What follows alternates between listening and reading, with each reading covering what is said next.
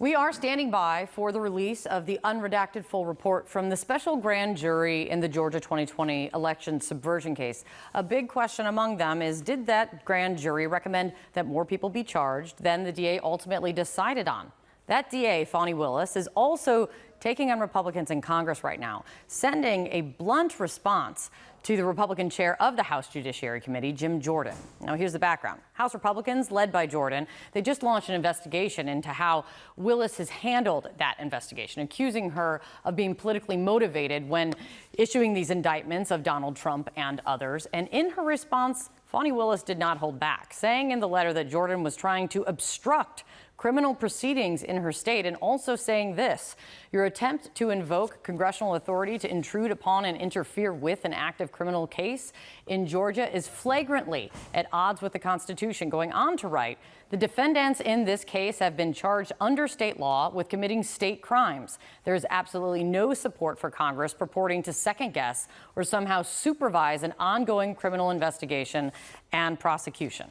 Joining us right now is Democratic Congresswoman from Pennsylvania, Madeleine Dean. She was an impeachment manager during Donald Trump's second impeachment. She also sits on the Judiciary Committee. Congresswoman, thank you so much for coming in. I always appreciate your time. The Judiciary is now investigating the DA. Republicans say at least that they are. The DA also said this in her response to Jim Jordan, and I wanted to get your take on in this letter. She writes, your letter makes clear that you lack a basic understanding of the law, its practice, and the ethical obligations of attorneys generally and prosecutors specifically. While settled constitutional law clearly permits me to ignore your unjustified and illegal intrusion into an open state criminal prosecution, I'll take moments to respond. But when I saw that it gives me the right to ignore your investigative efforts, do you think the DA should ignore the investigative efforts by the Judiciary Committee? Well, I think she was smart to speak to it and to say very, very clearly that we have no role interfering with a state prosecution. We have separate institutions in this government, but you can see what Mr. Jordan is trying to do. He's trying to carry the caustic water of the former president and trying to interfere in this one avenue to justice, the Georgia case.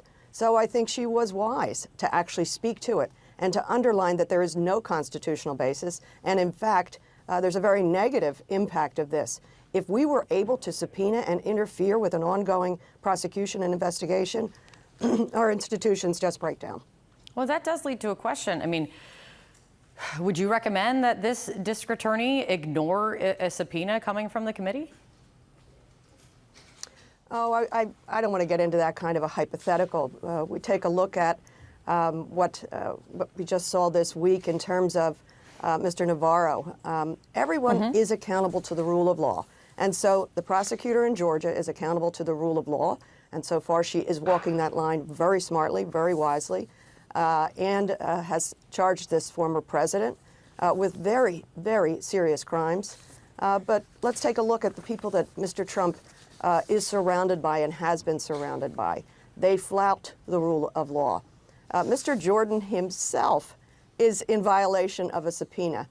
So Mr. Jordan is just talking out of both sides of his mouth in a desperate attempt to try to help the former president not be prosecuted. But you know what?